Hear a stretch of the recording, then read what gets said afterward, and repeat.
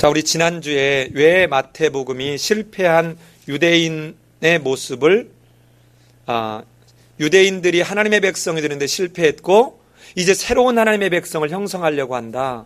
그것을 뭐를 통해서 한다고요? 이제는 교회를 통해서 하려고 한다 하는 내용을 지난주에 보았습니다. 그리고는 오늘 첫 번째 내용이 뭐냐면 첫 번째 내용이 이제 1장 1절부터 1장 25절까지를 다 읽었으면 좋겠지만 시간이 없는 관계로 그냥 17절만 읽었습니다. 그런데 오늘 이 족보를 보면 그냥 족보가 있는 것이 아니고 이 족보에서 무언가를 얘기하려고 하는 것 같아요. 무엇을 얘기하려고 하는 것 같을지를 보면, 자, 지금 보면은 우리말 성경이 번역이 아쉽게 된 부분이 있습니다. 그래서 그게 1장 1절입니다. 자, 1장 1절이 직역하면 이렇게 돼야 됩니다. 예수 그리스도의 계보라. 그분은 다윗의 자손이요 아브라함의 자손이라. 이렇게 돼야 됩니다. 자, 왜 이게 이렇게 중요하느냐? 지금 우리말로 하면 이 마태라고 하는 저자가 전하려고 하는 그 의도를 충분히 전하지 못합니다. 자, 여러분 지금 1장 1절부터 16절까지의 족보가 크게 세 무더기로 되어 있는 거 아시겠어요? 아브라함부터 다윗까지의 한 무더기, 다윗부터 바벨론 포로로 잡혀가기까지의 한 무더기, 바벨론 포로로 잡혀간 이후부터 그리스도까지 한 무더기. 그런데 이 무더기가 몇 무더기 있어요? 세 무더기 있습니다. 그런데 잘 보세요. 한 무더기별로 대수가 몇 대래요? 14대래요. 또 14대, 14대, 14대래요. 그런데 실은 14대 아닙니다. 첫 번째 무더기와 세 번째 무더기는 13대밖에 안 돼요. 정확하게 따져보면. 그리고 가운데 무더기는 20대입니다. 왕이 몇 명이에요? 남유다의 왕이 몇 왕이죠? 20왕입니다. 20왕. 그러니까 20대가 있는데 이 저자 마태는 지금 14대라는 것에 맞춰서 3번을 반복하고 있죠. 그러면 지금 마태는 원래 있었던 역사적 대수하고 다르게 인위적으로 의도를 가지고 편성하면서 뭔가 그 편성한 의도가 있을 거잖아요. 의도가.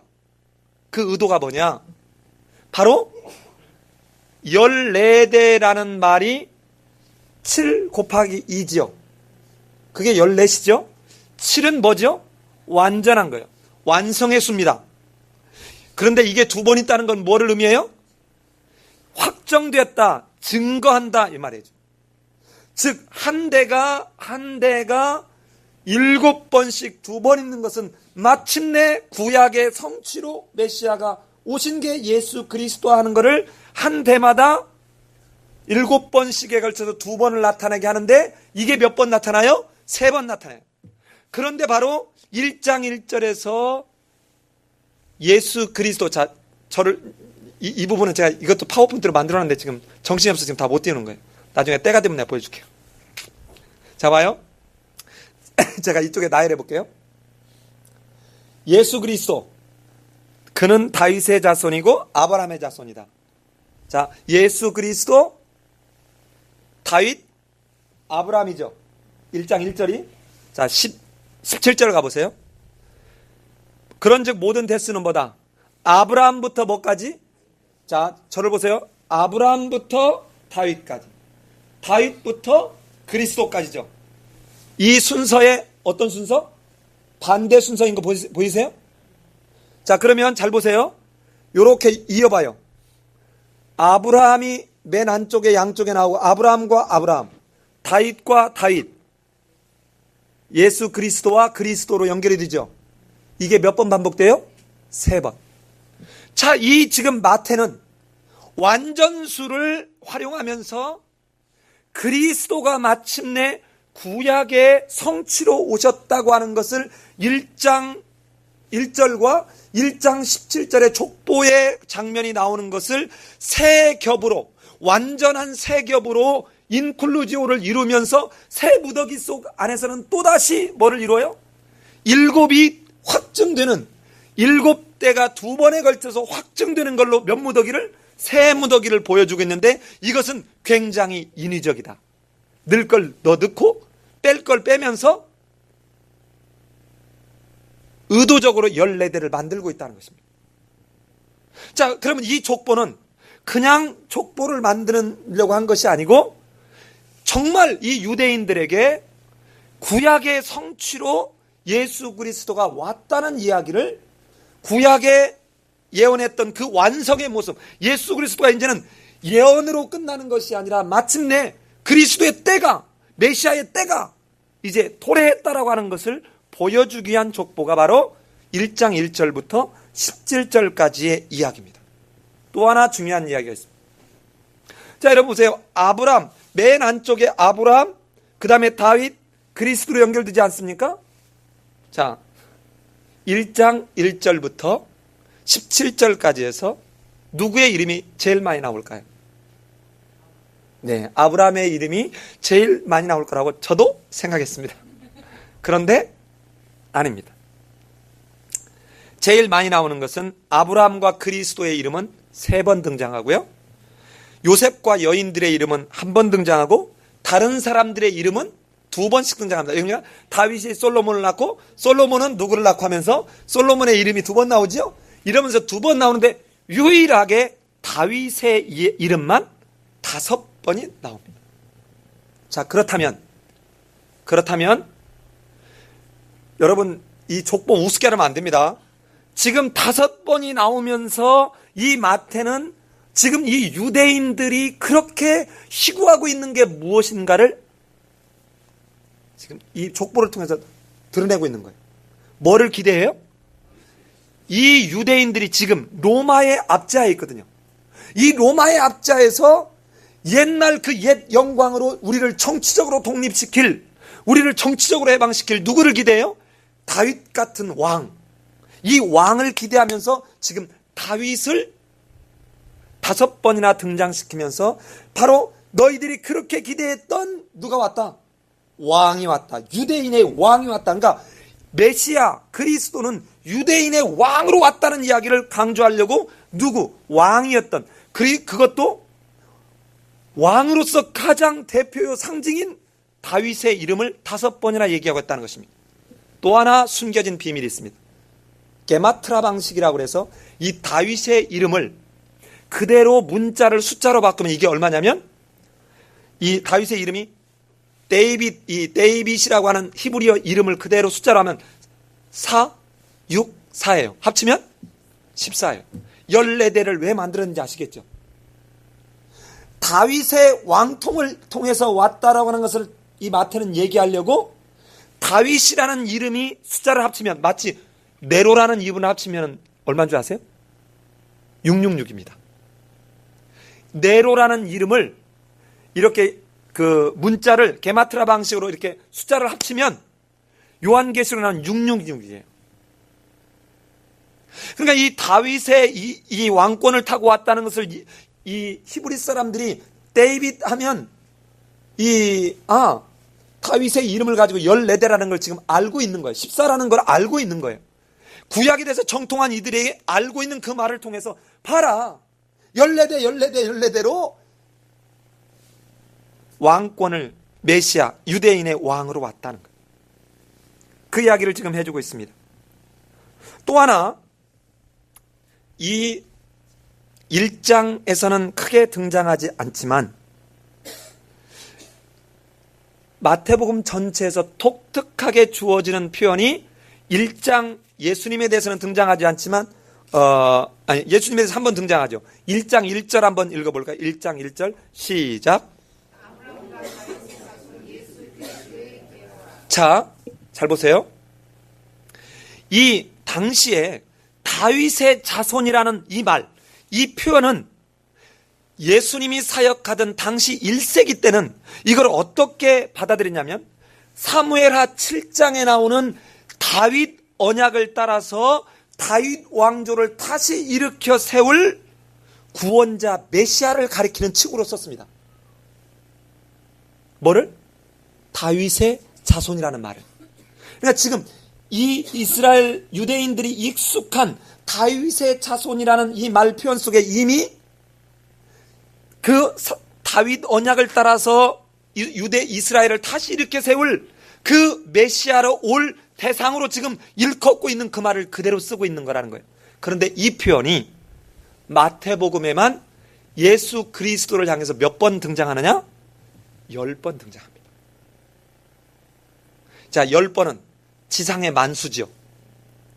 그러니까 그만큼 유대인들이 추구했던 게 뭔지를 이 마태가 알고 있는 상황에서 바로 너희들이 그렇게 찾고자 하는, 그렇게 대망했던 누가? 메시아가 그리스도다는 걸 지금 연결시키고 있는 거 보입니까? 자, 지금 쭉 한번 이렇게 따라가 보고 있습니다. 그렇다면 이스라엘은 나라가 시작된 게 누구예요? 아브라함이에요. 이스라엘 나라의 가장 아름다운 정치의 꽃이었던 데가 언제예요? 다윗이에요. 그러면 이 연장선상에 아브라함, 다윗, 예수 그리스도로 보면서 이 그리스도는 이스라엘의 전 역사와 연관된 존재라는 것을 지금 말해주고 있습니다. 또 하나 특징이, 이 족보의 특징을 보면 마리아 외에 여자가 4명이 더 등장합니다. 자, 누가 등장해요? 다말이 등장합니다. 라합이 등장합니다. 룻이 등장합니다. 우리야의 아내가 등장합니다. 예, 밧세바라고 되어 있지 않고 우리야의 아내라고 되어 있어요. 자, 그럼 봅시다. 이 4여자와 마리아 해서 여자가 몇 명이 등장한다고요? 5명이. 이 5명이 등장하는데 특징이 마리아만 유대인입니다. 나머지 4여자는 다 뭐예요? 이방인입니다. 자, 그러면 여러분 잘 들어보세요. 예수 그리스도의 지금 오심은 이스라엘뿐만 아니라 이방의 혈통과도 연관을 갖고 이 땅에 옴을 이 족보는 지금 얘기하고 있어요. 그렇다면 유대인, 왠지 불길한 예감이 들어요. 유대인들은 유대인의 왕으로 오신다고 지금 생각하는 것이죠. 다윗의 아까 이야기한 다윗이라는 것은 14대야 다윗의 자손 하면은 유대인의 왕으로 사무엘하 7장에 다윗 언약을 따라서 올 거라고 기대했던 이들의 의사와는 왠지 약간 불길한 예감을 가지고 이스라엘의 메시아뿐만 아니라 이방인의 메시아도 되신다는 것을 지금 이 족보 속에 마태는 싹 깔고 있는 듯한 느낌을 줍니다. 일단은 이 정도만 짚고 넘어가 보죠. 그런데 이 4여자가 하나도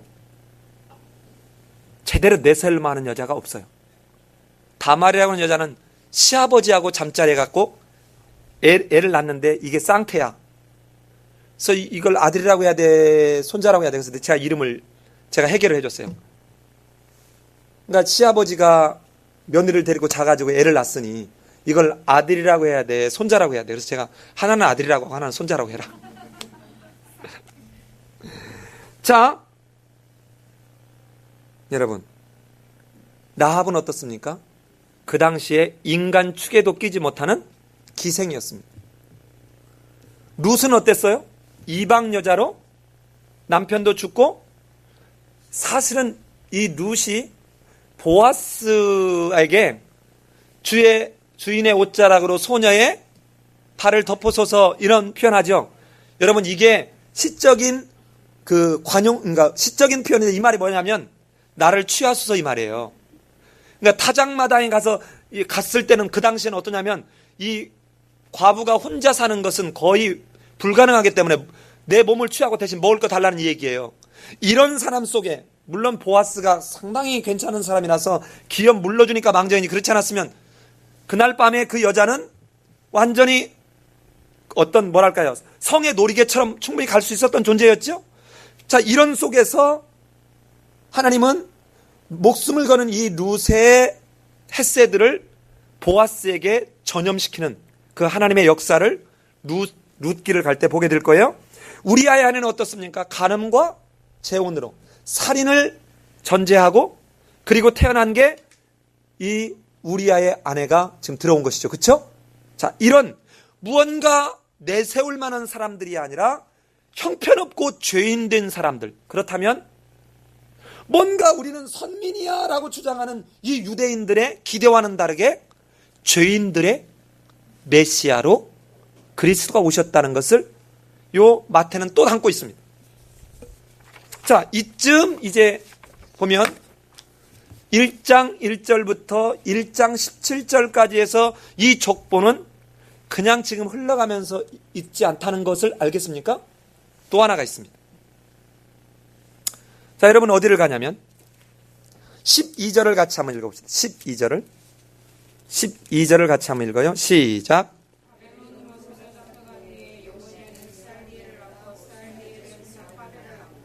자, 여고냐는 누구를 낳았어요?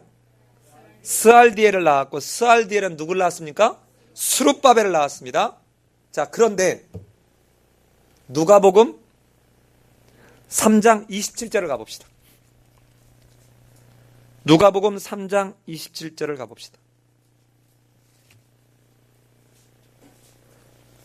자, 같이 한번 읽어볼까요? 같이 한번. 시작. 그 위는 요하나니요, 그 위는 레사요, 그 위는 스룹바벨이요, 그 위는 스알디엘이요, 그 위는 네리요. 자, 여러분 아까 앞하고 뒤하고 스룹바벨은 같은데 위아래가 다르죠? 그렇죠? 자, 이제 저를 보세요. 자, 저를 보세요. 이 족보가 다윗이 있고 다윗의 아들이 솔로몬이 있고 또한 아들이 나단이 있습니다. 그래서 요렇게 내려가는 요 혈통이 하나 있고 요렇게 내려가는 혈통이 있어요. 이 솔로몬을 타고 내려가는 혈통은 왕이에요. 이 나단을 통해서 내려가는 혈통은 왕이 아니고 그러니까 왕자죠. 왕자 그냥. 그러고 난데 이 다윗에서 나온 솔로몬과 나단에게서 나와서 누구에게서 합쳐지냐면 스룹바벨에게서 합쳐집니다. 그러다 여기서 다시 갈라져요. 그래서 이쪽에서 누가 나오냐면 이 스룹바벨에서 나온 이쪽으로 온 혈통이 누구냐면 요셉이에요. 이 나단의 혈통을 타고 내려온 게 누구냐면 마리아예요. 무슨 말인지 아시겠어요? 그러니까 지금 다윗, 솔로몬, 스룹바벨을 거치고 요셉으로 온 게 이게 지금 요 마태복음은 요렇게 다윗과 솔로몬과 스룹바벨을 거쳐서 요셉을 통해서 나온 그리스도를 말하고 있어요. 그럼 뭐를 얘기해요? 왕통을 얘기하는 것이죠. 근데 누가복음은 뭐를 얘기하냐면 다윗에서 나단을 통해서 스룹바벨로 합쳐졌다가 다시 이 마리아의 족보로 연결되는 걸로 가요. 그러면 누구를 얘기해요? 왕통이 아닌 그냥 사람의 혈통을 말해요. 자, 이렇게 지금 이 마태는 여러 가지 면에서 강조하려고 하는 게 지금 뭡니까? 다윗의 왕통을 통해서 태어났다는 걸 강조하려고. 이게 왜 이렇게 중요하냐? 유대인들은 지금 꿈에도 소원이 우리를 해방시킬, 우리를 저 로마의 압제에서 해방시킬 그러한 메시아를 기대하고 있다는 것입니다. 자, 그런데 이 마태는 그 연장선상에서 메시아가 왔다라고 지금 말하고 있어요. 자, 그런데 이제 마태복음 1장 18절부터 오늘 읽은 그 말씀에 보면 이제 예수 그리스도까지의 대수를 얘기하고 하는데 이제부터 예수 그리스도에서 얘기를 하는데 뭐라고 얘기냐면 예수 그리스도의 나심은 이러하니라 그의 어머니 마리아가 요셉과 약혼하고 동거하기 전에 성령으로 잉태된 것이 나타났더니 그랬습니다. 자, 봅시다. 뭘로 잉태되었대요? 성령으로. 자, 이게 정혼이 뭐냐? 이 정혼이라는 말을 우리가 이해를 못하면 안 되는데요. 자, 보면 이 정혼은 우리나라 오늘날 약혼과 좀 다릅니다. 이 정혼은 결혼이나 거의 다를 바 없는 법적으로 강제성을 갖는 게 정혼이에요. 우리 약혼하고는 달라요. 그럼 얼마나 강제성을 갖느냐? 이 정혼에서 정혼하면 결혼을 하거나 그러니까 죽거나 이혼을 하는 방법 외에는 이 관계를 깰 수가 없어요. 관계를 깰 수 없습니다. 그래서 이제 요셉이 약혼하고 동거하기 전에, 약혼하고 아니에요. 우리말로 지금 약혼으로 되어 있는데, 우리의 약혼의 개념으로 받아들이면 곤란합니다. 우리 쉽게 파혼하잖아요. 근데 여기는 파혼할 수 없어요. 그래서 정혼하고 동거하기 전에 성령으로 잉태된 것이라고 합니다. 그런데 재미나는 표현을 알아보려면 어디를 가봐야 되냐면 16절을 우리 봐야 돼요. 자, 16절 한번 읽어볼까요? 16절 시작.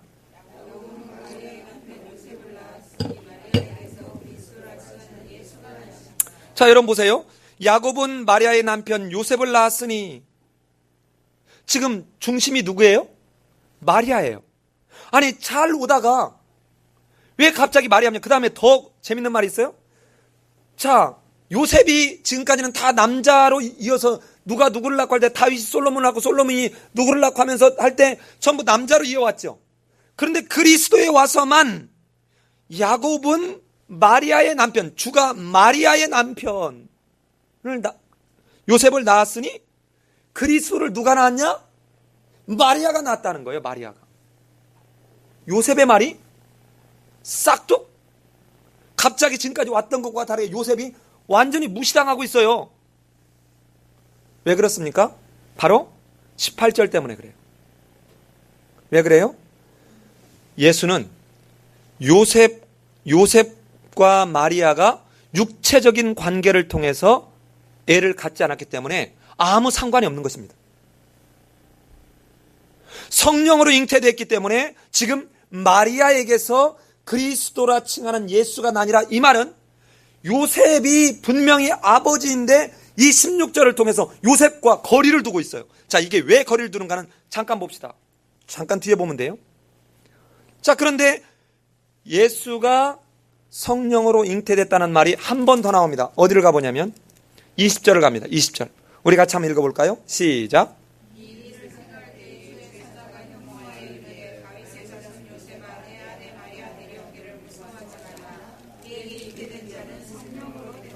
자, 뭘로 됐다고요? 성령으로 잉태됐다는 거예요. 쉽게 말하면 너는 주장할 게 아무것도 없다는 거예요. 여러분 봐요. 지금 이 요셉에게서 예수가 태어났다는 말 안 하고 마리아에게서 태어났다고 하는 거예요. 그러면 요셉이 얼마나 지금 억울합니까? 아니, 결혼도 안 했는데 갑자기 여자가 애를 가졌다는 거야. 근데 여러분, 이게 여러분 받아들이질 얘기예요? 잘 생각해 봐요. 내가 지금 결혼하려고 하는데 갑자기 나는 진짜 그 여자하고 뽀뽀도 한번 안 해봤는데 갑자기 어느 날 여자가 나한테 와갖고는 실은 나 임신했습니다. 그러면 여러분 무슨 생각부터 딱 들어요? 아니, 이 여자가 나하고 결혼도 안 하고 바람 폈구나. 빼야? 당시에 구약의 율법을 가지면 돌로 쳐 죽여야 되는 거고요.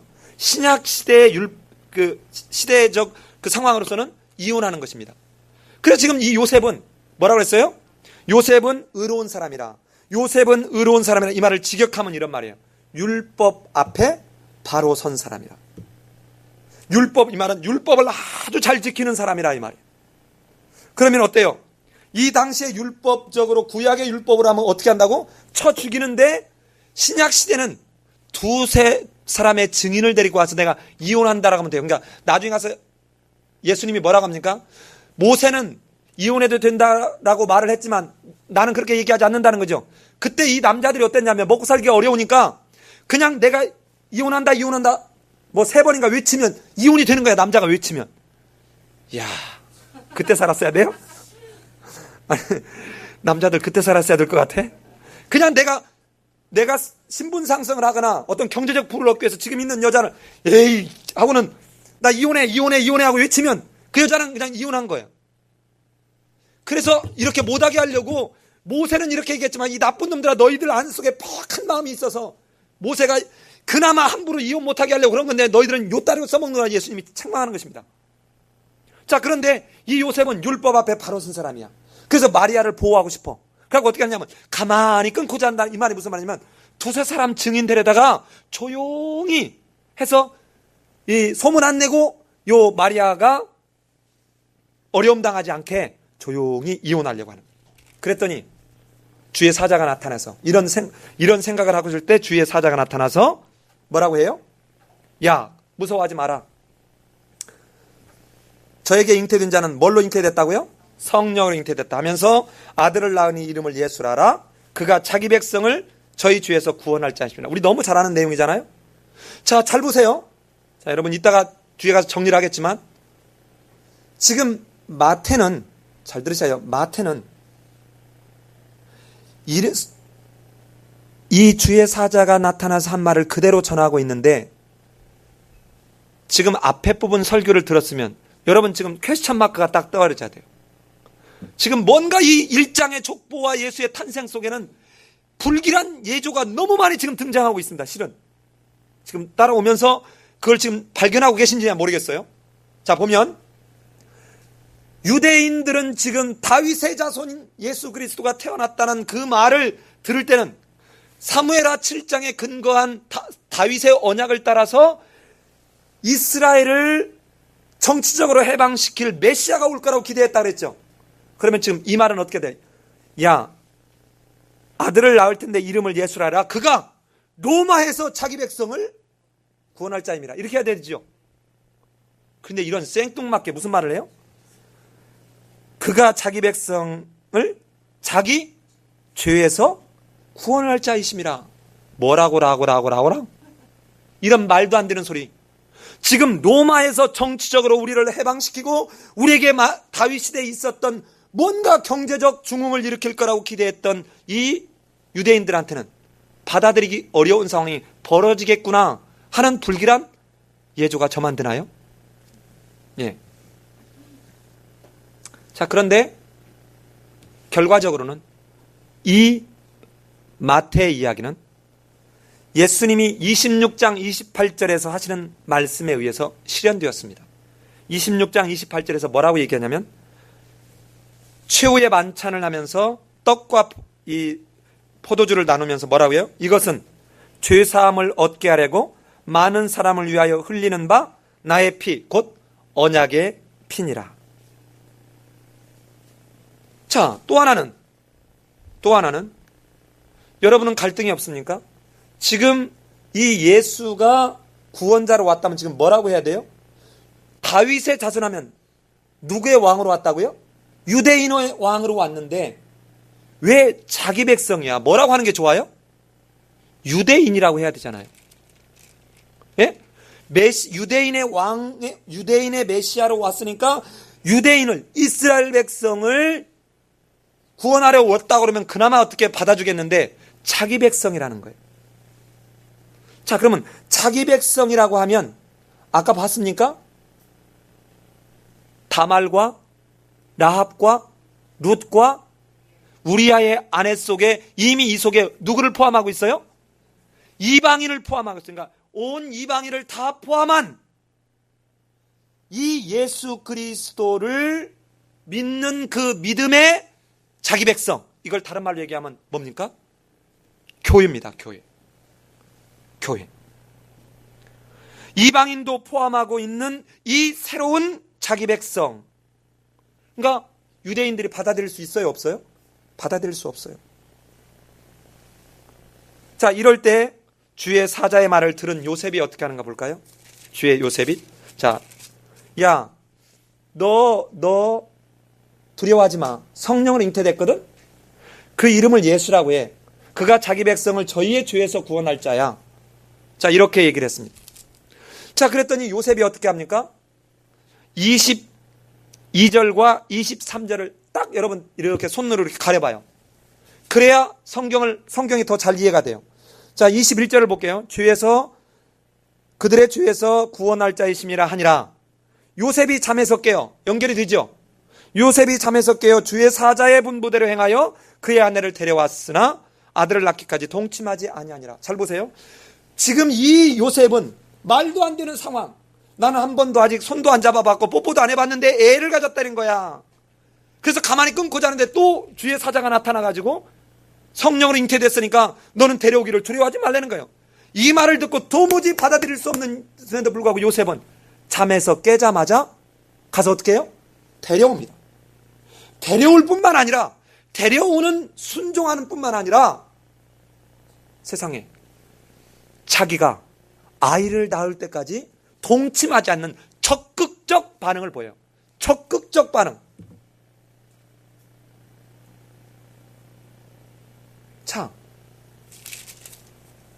여기까지가 이 요셉의 이 지금 스토리예요. 요 1장의 스토리입니다. 자, 그런데 22절로 23절에서 이렇게 예수가 성령으로 잉태된 것은 그냥 된 것이 아니라 뭐다?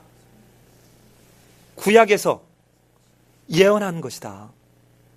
이것을 마태가 스토리가 전개되는데 맥의 흐름을 끊는데도 불구하고 그 안에다가 인위적으로 쑤셔넣고 있는 거예요.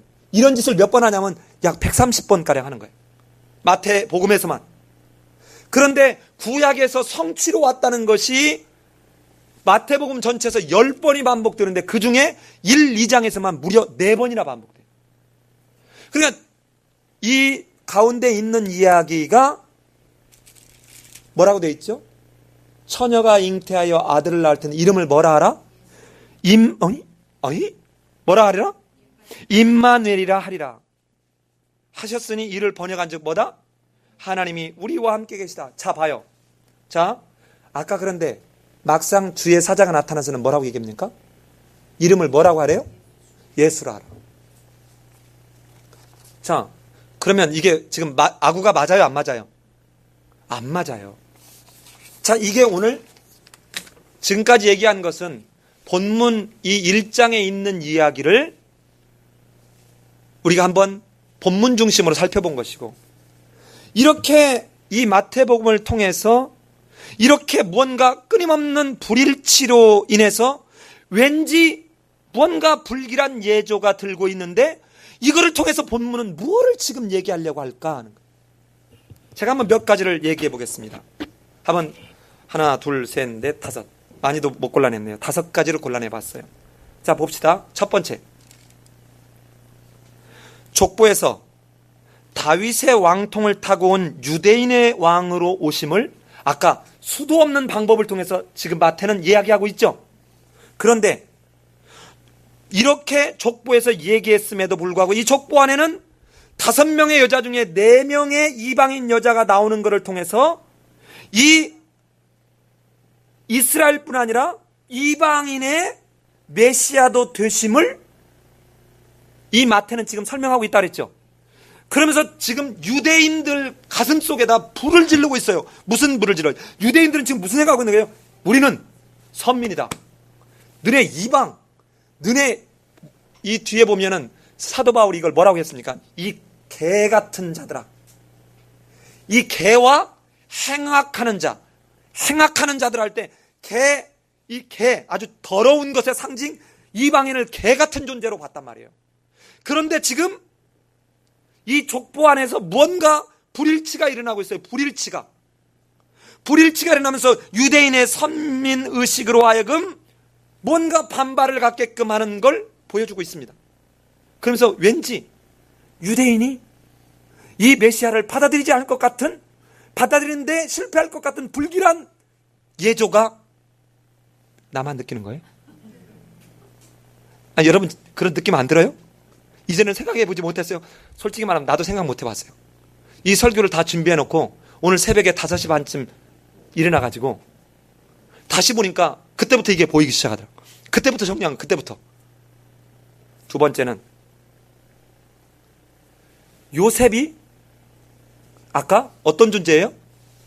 다윗부터 시작해서 왕통을 이은 게 요셉이죠. 그런데 요셉이 아버지임에도 불구하고 뒤에 가봤더니 요셉과 아무 상관없이 성령으로 잉태됐다는 말이 몇 번이나 나온다고요? 2번이나 등장을 해요. 그러면서 거리감을 유지합니다. 자, 잘 보세요. 이 거리감을 유지해요. 그러면 요셉 왕통인 요셉을 통해서 왔다는 말은 뭐를 하려고 할까? 예수 그리스도가 사회적으로 법적으로 예수 그리스도의 사회적 법적 관계성을 이어주기 위한 껍데기입니다. 껍데기.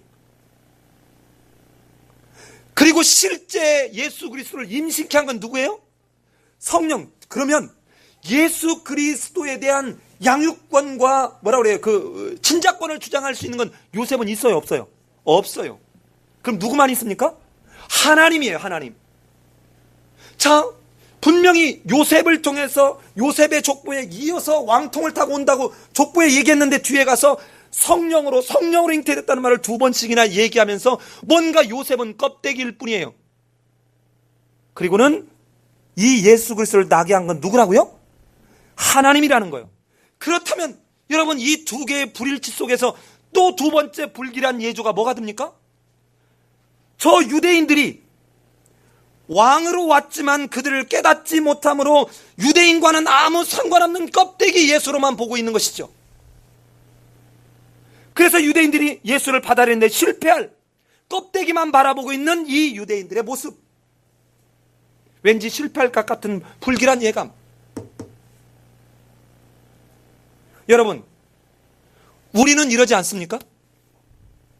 유대인처럼 껍데기뿐인 혈통이나 주장하는 그런 혹시 신앙인 아닙니까?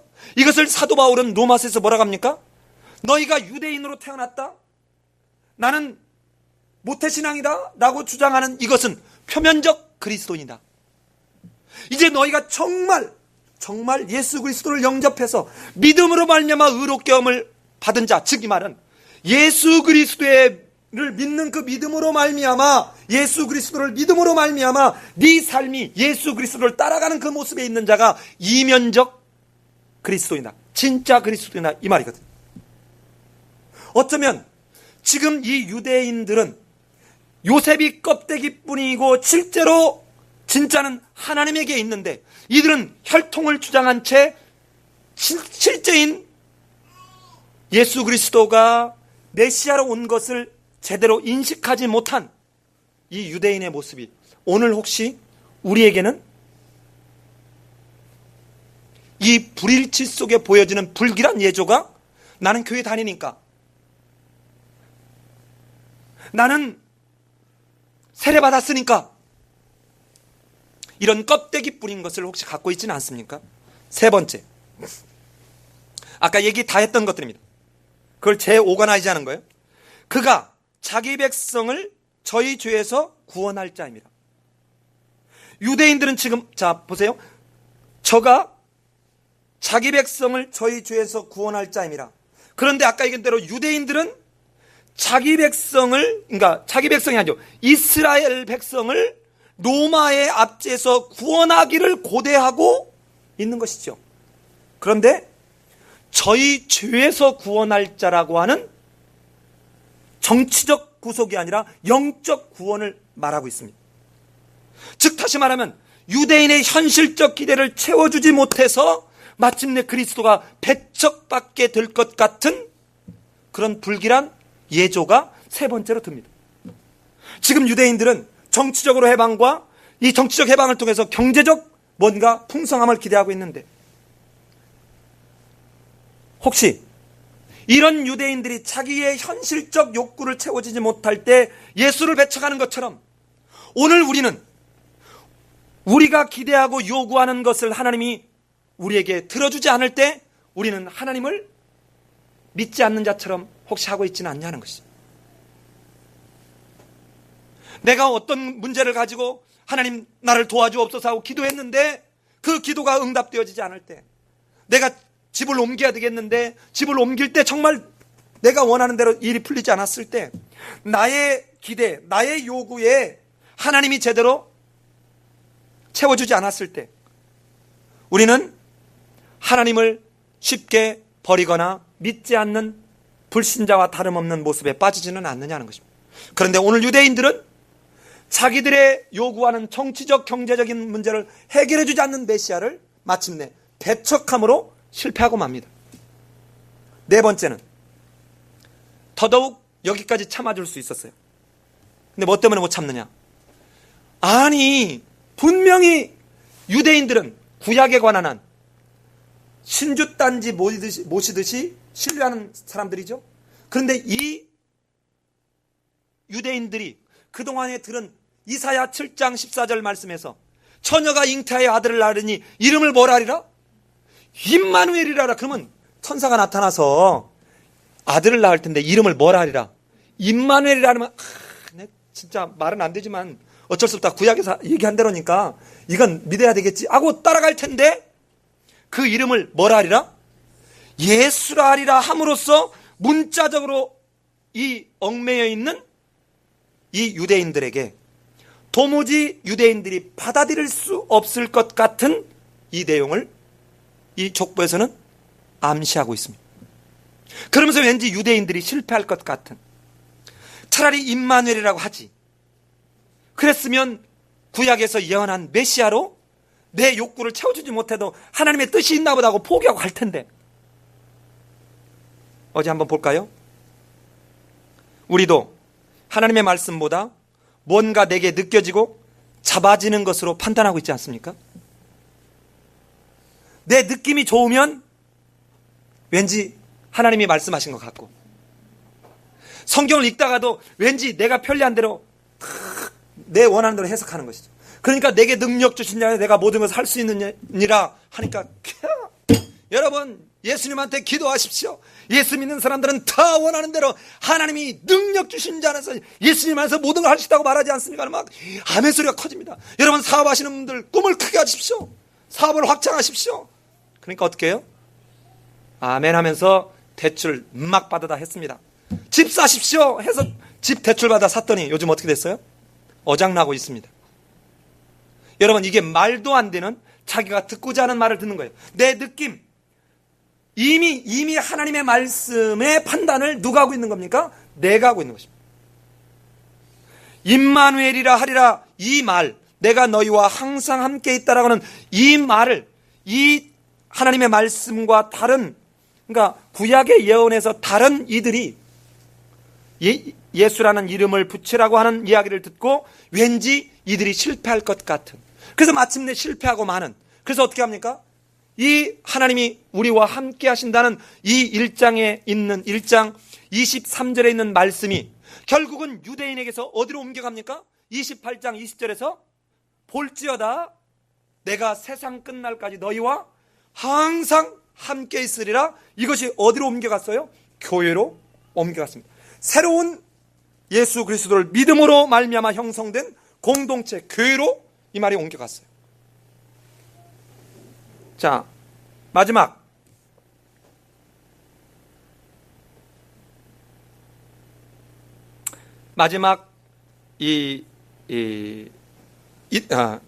다섯 개를 다 한 것이죠.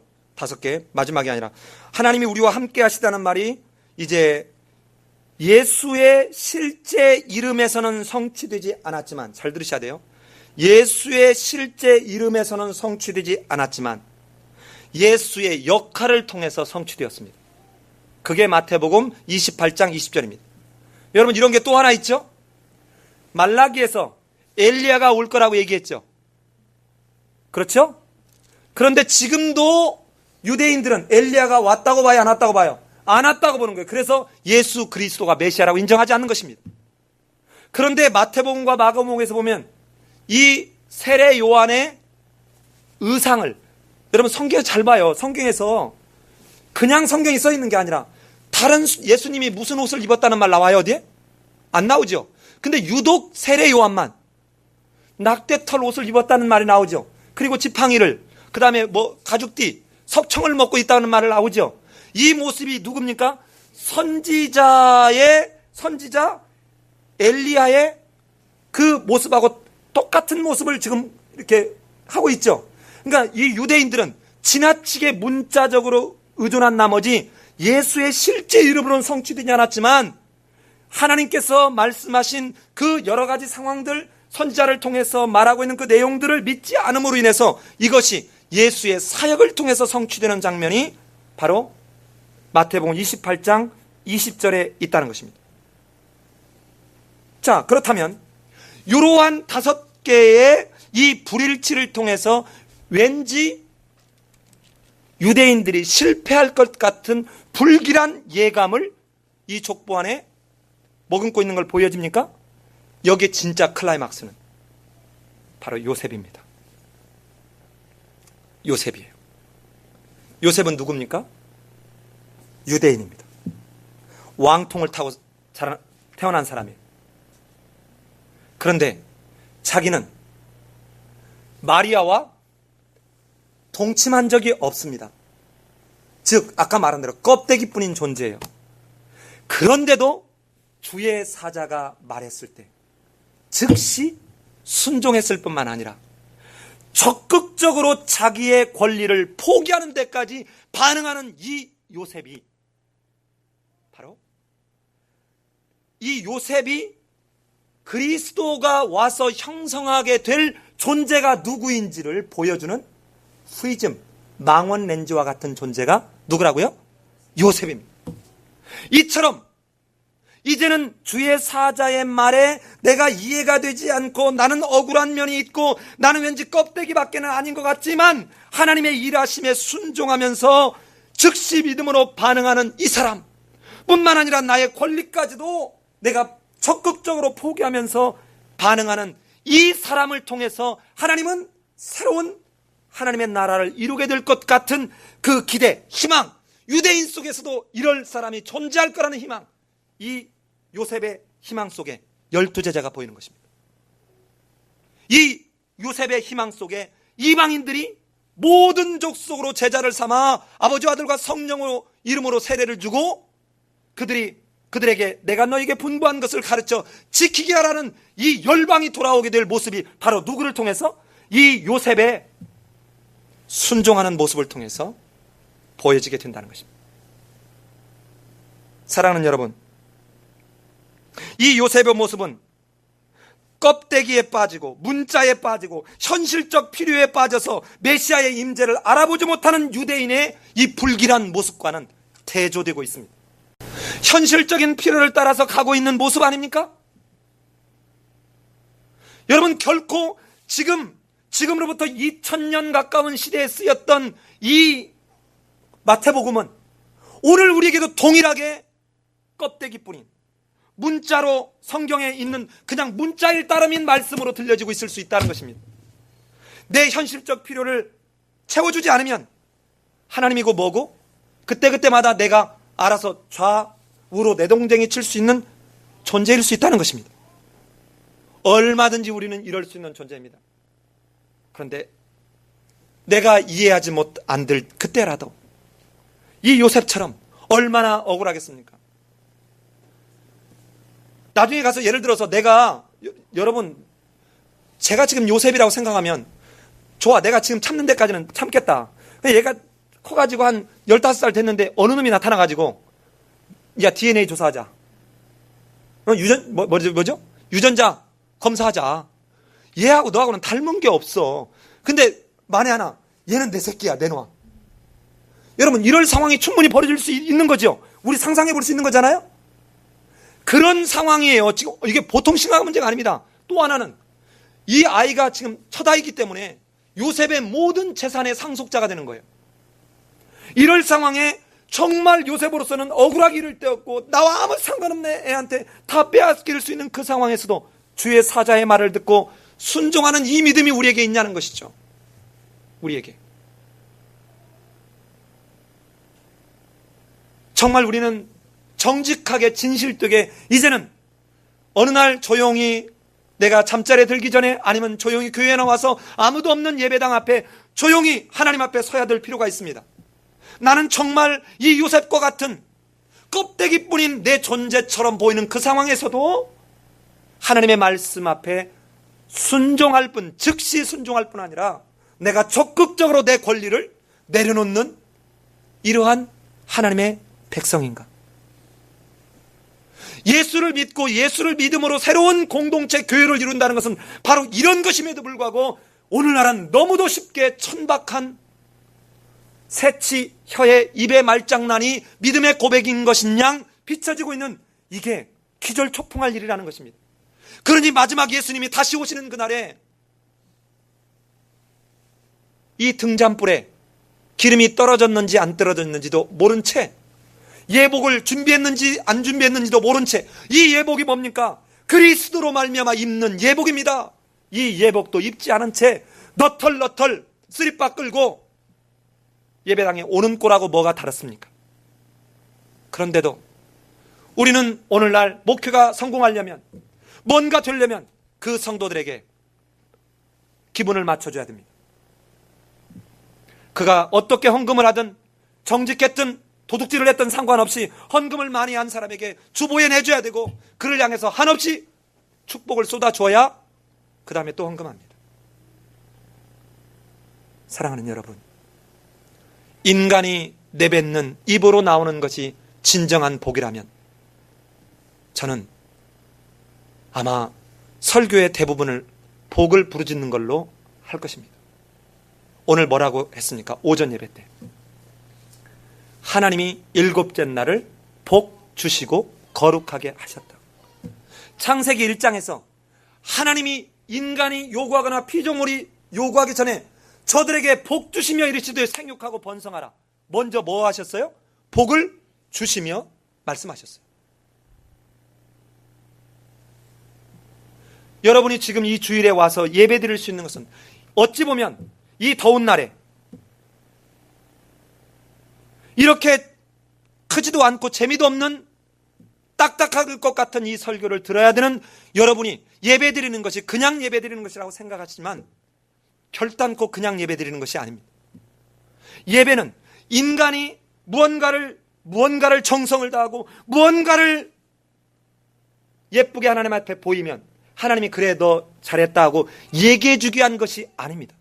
하나님이 행하신 일을 기억해서 그 하나님이 행하신 일을 다시 기억하면서 그 하나님 앞에 감사와 감격으로 반응함으로 하나님이 주시는 복, 회복의 복, 재창조의 복, 이 복을 누리는 것이 바로 예배인데 오늘 이 요셉과 같은 신앙이 있는 사람만이 이 예배를 통해서 이 재창조의 복, 회복의 복, 새 사람을 입는 복을 누리게 되는 것입니다.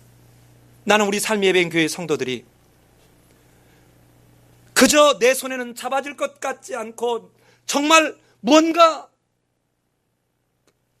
어금니에 있는 아말감이 금리발로 바뀌는 눈에 보이는 것은 보이지 않지만 이 요셉처럼 하나님의 말씀, 하나님의 약속의 말씀을 붙들고 즉시 순종할 뿐 아니라 나의 권리까지도 적극적으로 내려놓으면서 묵묵히 예수님이 가신 그 길을 함께 가겠다고 결단하는 그 속에 여러분 하나님의 나라를 소유하게 되는 특권이 있음을 기억하시기 바랍니다. 우리 같이 한번 기도하겠습니다. 여러분 이 시간 기도할 때 한번 조용히 한번 우리의 신앙을 확인해 봅시다. 왕통으로 오겠다고 하는 그 예수님, 그런데 이방 여자들을 통해서 왕통이 이어지고 있는 이 상황이 유대인들의 선민의식을 반발하게 하는 왠지 불길한 예조를 갖고 있습니다. 그러나 하나님은 이스라엘의 메시아로만 예수 그리스도를 보내신 것이 아니라 온 열방의 메시아로 보내셨음을 유대인들이 깨닫지 못하고 있습니다. 요셉은 아버지임에도 불구하고 성령으로 잉태되어서 요셉은 껍데기뿐이지만 그러나 하나님이 진짜 그리스도의 기원, 그리스도의 뿌리이지만 요셉은 그 껍데기뿐일지라도 하나님의 사용하시는 그 사용하심에 즉시 순종하고 있습니다. 그런데 유대인들은 어떻습니까? 이름이라도 같이 임마누엘이라고 했더라면 좋았을 걸 하는 문자를 붙들고 있습니다. 우리는 현실적으로 로마에서 정치적으로 해방되고 경제적으로 풍성해지기를 바라는 그 속에 매달리고 있습니다. 내 현실적 요구가 채워지지 않았다고 이 메시아를 그리스도를 배척하게 되는 것입니다. 여러분, 우리의 신앙은 어떻습니까? 요셉의 모습입니까? 앞으로 전개될 불길한 예조의 이 유대인들의 모습입니까? 이 시간 정직하게 하나님 앞에 나의 모습을 내려놓고 하나님, 내가 때로는 세상 속에 아무것도 아닌 것 같고 나는 아무 능력도 공로도 없지만 그리고 내 눈에 아무 증거 보이지 않지만 우리 하나님 말씀하신 그 말씀 붙들고 예수 그리스도가 십자가에서 이루신 그 십자가의 구속의 은총 붙들고 오직 하나님만으로 오직 예수 그리스도만으로 내가 만족하며 그 예수님 인해서 구원받기를 원하는 그 그 믿음의 고백이 이 시간에 여러분 신앙의 고백이기를 소원합니다. 이 시간 오늘 말씀을 기억하면서 자기 목소리가 자기 귀에 들만하게 결단하는 시간 갖겠습니다. 기도합니다.